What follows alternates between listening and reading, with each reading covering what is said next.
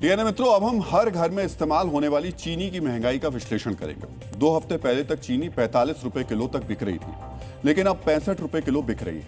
त्योहारों का सीजन अगले कुछ दिनों में शुरू होने वाला है और यह सीजन मिठास और मिठाई का भी होता है। त्योहारों के दौरान जमकर मिठाई की खपत होती है, लेकिन इस बार त्योहार शुरू होने से पहले चीनी के दाम में अचानक तेजी से बढ़ोतरी हुई। कुछ जगहों पर दाम 65 रुपए से भी ज्यादा पहुंच गए।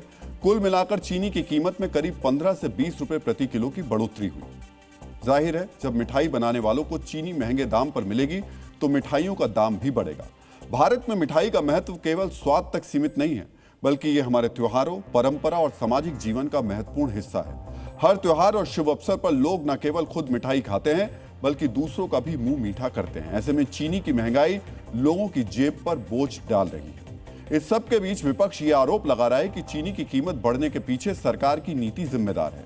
विपक्ष का आरोप है कि जिस गन्ने का इस्तेमाल चीनी के उत्पादन के लिए होना चाहिए था, उसका उपयोग एथेनॉल के लिए किया जा रहा है।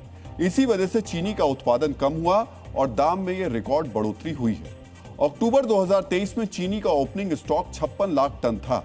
2024 में यह बढ़कर 85 लाख टन हो गया। 2025 में इसमें काफी कमी आई और यह गिरकर 50 लाख टन रह गया। इस बार 30-40 लाख टन का ही अनुमान है, यानी उत्पादन में कमी आने के साथ साथ चीनी का ओपनिंग स्टॉक भी गिर रहा है। त्योहारों से ठीक पहले स्टॉक में कमी आने से चीनी की कीमत पर दबाव है। मित्रों, आज आपको यह भी जानना चाहिए कि चीनी के उत्पादन में कमी की वजह क्या है, उसके कारण क्या है। मौसम में असामान्य बदलाव की वजह से महाराष्ट्र और कर्नाटक जैसे बड़े चीनी उत्पादक राज्यों में प्रति हेक्टेयर गन्ने की उपज जो है वो कम हुई है, यानी उत्पादन कम हुआ है। इसी गन्ने पर रेड रॉट और टॉप बोरर जैसी कुछ बीमारियों का भी असर हो गया, यानी एक तो उत्पादन कम हुआ, दूसरा बीमारियां भी हुई। इसकी वजह से गन्ने का उत्पादन करीब 15 लाख टन कम हुआ। इसके अलावा 25 लाख टन गन्ने का इस्तेमाल एथेनॉल बनाने में किया गया, वह एथेनॉल जिसे E20 पेट्रोल में मिलाया जाता है। यानी एथेनॉल के लिए गन्ने के इस्तेमाल का चीनी के उत्पादन पर असर तो पड़ा, लेकिन यह अकेला कारण नहीं है। इसमें गन्ने पर मौसम की मार और बीमारियों का असर भी शामिल है। चीनी की कीमत को लेकर आज सरकार की तरफ से भी सफाई आई है। सरकार का कहना है कि पिछले 1 महीने में चीनी की कीमत में करीब 8 रुपए की बढ़ोतरी हुई है। सरकार के मुताबिक 20 जुलाई को चीनी की कीमत 48 रुपए थी, जो 20 अगस्त को बढ़कर 56 रुपए के करीब हो गई, लेकिन यह बढ़ोतरी भी 15% से ज्यादा है। सरकार ने एथेनॉल को लेकर विपक्ष के आरोपों से इनकार किया। सरकार का कहना है कि एथेनॉल के लिए गन्ने का इस्तेमाल कम हो रहा है। 2022-23 के 12% से घटकर यह 2025-26 में 9% रह गया।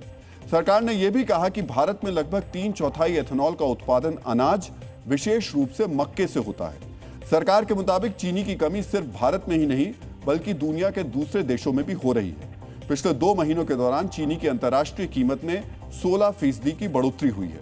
सरकार ने यह भी बताया है कि कुछ चीनी मिलें और व्यापारियों की ओर से सट्टेबाजी और जमाखोरी भी कीमतों में बढ़ोतरी के पीछे जिम्मेदार है। सरकार ने लोगों को भरोसा दिलाया कि चीनी की कोई कमी नहीं होने दी जाएगी। डीएनए मित्रों, चीनी की बढ़ती कीमतों को काबू में करने के लिए सरकार ने कई कदम भी उठाए हैं। सबसे ज्यादा नजर चीनी के जमाखोरों पर है, जो उत्पादन में कमी के नाम पर फायदा उठाने की कोशिश कर रहे हैं। जमाखोरों पर लगाम लगाने के लिए केंद्र सरकार ने सख्ती भी बढ़ाई है। 1 अगस्त से पूरे देश में चीनी के डीलर पर 400 टन की स्टॉक लिमिट लगा दी गई, यानी इससे ज्यादा चीनी जमा नहीं कर पाएंगे। साथ ही 1 सितंबर से थोक उपभोक्ताओं के लिए चीनी के स्टॉक की लिमिट घटाकर 15 दिन कर दी गई। थोक उपभोक्ताओं में कन्फेक्शनरी, सॉफ्ट ड्रिंक्स बनाने वाले, फूड प्रोसेसिंग इंडस्ट्री और मिठाई विक्रेता आते हैं। अब वो महीने में इस्तेमाल की जाने वाली कुल चीनी का 15 दिन से ज्यादा का भंडार नहीं कर सकेंगे। इसके अलावा केंद्र और राज्य सरकार के अधिकारियों की संयुक्त टीमें जमाखोरी की जांच करने के लिए मिलों में भी जा रही हैं। साथ ही 31 अक्टूबर तक 10 लाख टन ड्यूटी फ्री चीनी के आयात की अनुमति दी गई है, यानी इस पर कोई टैक्स नहीं लगेगा, ताकि दाम नियंत्रण में रहें।